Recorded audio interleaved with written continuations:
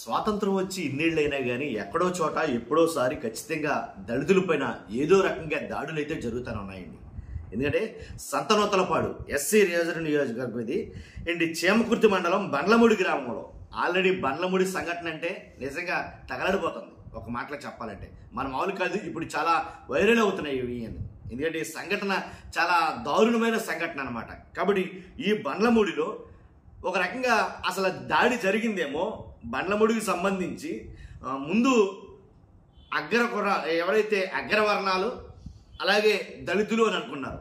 అంటే కుల సంఘటన ఏమో కులదాడేమో అని అనుకున్నారు, కులాల మధ్య జరిగినటువంటి గొడవేమనుకున్నారు.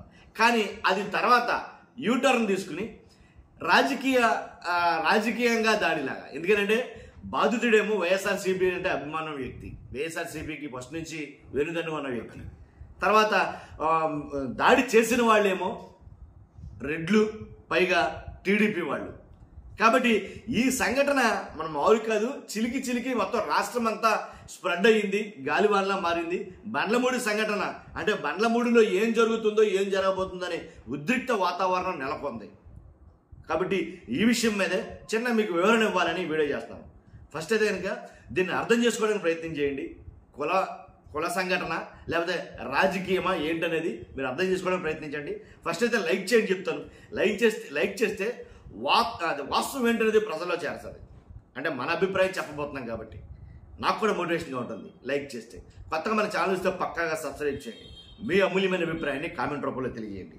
ఏంటంటే ఏదైతే చేమకుర్తి మండలం బండ్లమూడిలో యేసుదాసు అనే కుటుంబం ఏంటి వాళ్ళు సాగు చేసుకున్నటువంటి వరి చేనులోకి గొర్రెలు వచ్చి మొత్తం చేనంతా పాడు చేసేసాయి, తినేసాయి. చాలా మటుకి చంద్రవందన చేసి పాడు చేసేసాయి.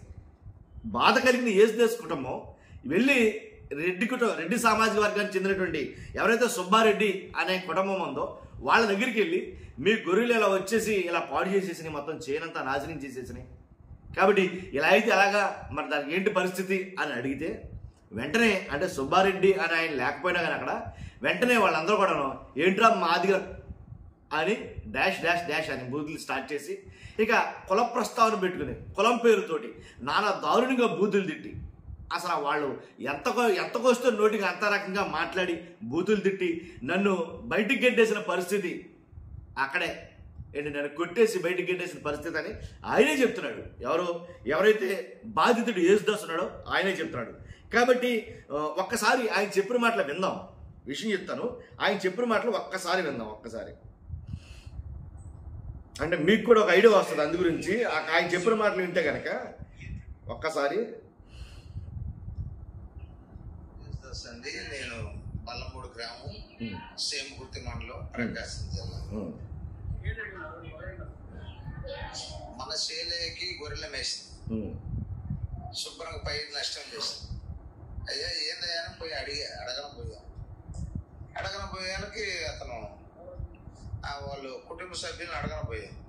వాళ్ళు ఆల్రెడీ అడిగితే వాళ్ళు గొడవ పెట్టుకున్నారు.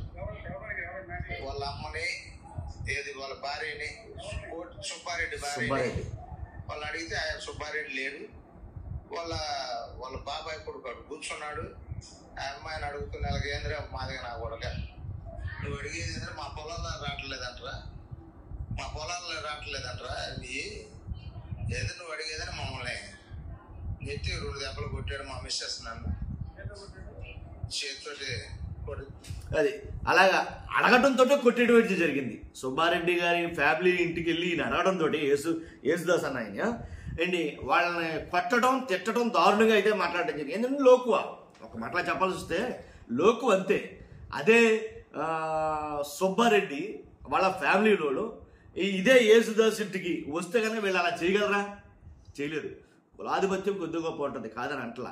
కాకపోతే అందులోనూ అధికారం అండదండలు ఉంటాయి. అందువల్ల అంటే పరిస్థితుల ప్రభావం అండి మెయిన్.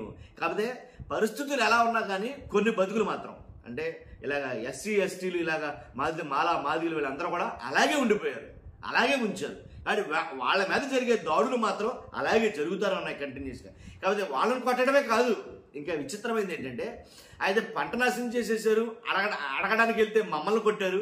కాబట్టి కొట్టడం ఏంటని ప్రశ్నించడానికి మేము స్టేషన్కి వెళ్తే పోలీస్ స్టేషన్కి వెళ్తే కానిస్టేబుల్ వెంట పెట్టుకుని పంపిస్తామా కూడా కానిస్టేబుల్ ఎదురెళ్తా ఉంటే మా వాళ్ళు మేమందరం వెనకాల వెళ్తా ఉంటే కర్రలతో వచ్చేసి దాడులు చేసి నెత్తులు కాళ్ళు చేతులు ఎనుకుంటే స్థలాలు పగలు కొట్టేశారని చెప్పి వాళ్ళు చెప్తున్నారు. ఎంత దారుణమైనది!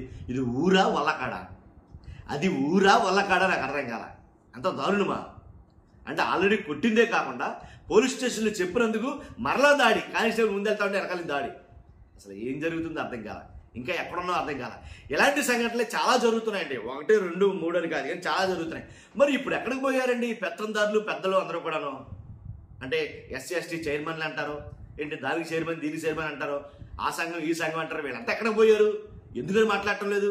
నిన్నైతే కనుక మందకృష్ణ మాదిగా ఆయన మందకృష్ణ గారు రావడం జరిగింది. వచ్చిన తర్వాత ఆయన అయితే కనుక తన అభిప్రాయాన్ని వివరించడం జరిగింది. ఎందుకంటే జరిగినటువంటి కుటుంబానికి తీవ్ర నష్టం జరిగింది. ఒకరికి కాలు ఇరిగిపోయింది, ఒకరికి తల పగిలిపోయి 8 గుట్లు తగ్గేశారు. తర్వాత ఇంకా చాలా అయితే జరిగింది, వాళ్ళ ఇంట్లో అపార నష్టం జరిగింది అని అయితే ఆయన మాట్లాడటం జరిగింది. నిజమే, నష్టం జరిగింది. మరి అంతకు ముందు కందుకూరు ఘటన కూడా జరిగింది కదా, కందుకూరు ఘటనలో ఎలాంటి న్యాయం చేశారు అని ఎక్కువగా ప్రస్తావిస్తున్నారు ఇప్పుడు చాలామంది. కందుకూరు ఘటనలో ఎవరైతే వ్యాన్ తోటి ఏంటిది కారుతోటి తొక్కించి చంపేశాడో ఆ చంపేసిన వాళ్ళకి పరిహారం ఎంత ఇచ్చారో చూశారు మీరు. ఆ పరిహారం గురించి కూడా చాలా మంది మాట్లాడుకోవడం జరిగింది. ఏంటి, 3 పిల్లలుంటే 3 పిల్లలకి 2 ఎకరాలు చెప్పున 3 నెలలు 6 ఎకరాలు చెప్పున ఇచ్చారు. తలా 5 లక్షలు, 3 5 15 లక్షలు ఇచ్చారు. ఏంటి అంత పరిహారం ఎలాగా అని చాలా మంది మాట్లాడుకున్నారు కూడా. అదే అది వేరే అంశం అనుకో. మరి అలాంటిది ఇక్కడ చేస్తారా?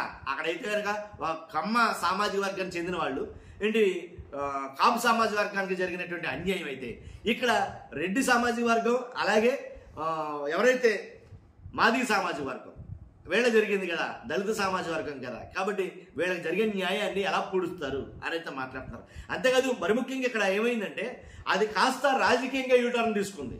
అటు టీడీపీ రెడ్డి సమాజ వర్గం వాళ్ళు టీడీపీ, ఇటేమో వైసీపీ. మరి న్యాయం చేస్తారా లేకపోతే అన్యాయమే మిగిలిపోతుందో చూడాలి. ఖచ్చితంగా చూస్తున్న మీరు అందరూ కూడా ఏది న్యాయం అనేది కామెంట్ రూపంలో తెలియజేయండి. ఫస్ట్ అయితే లైక్ చేయండి, మన ఛానల్ పక్కగా సబ్స్క్రైబ్ చేయండి. Thank you much.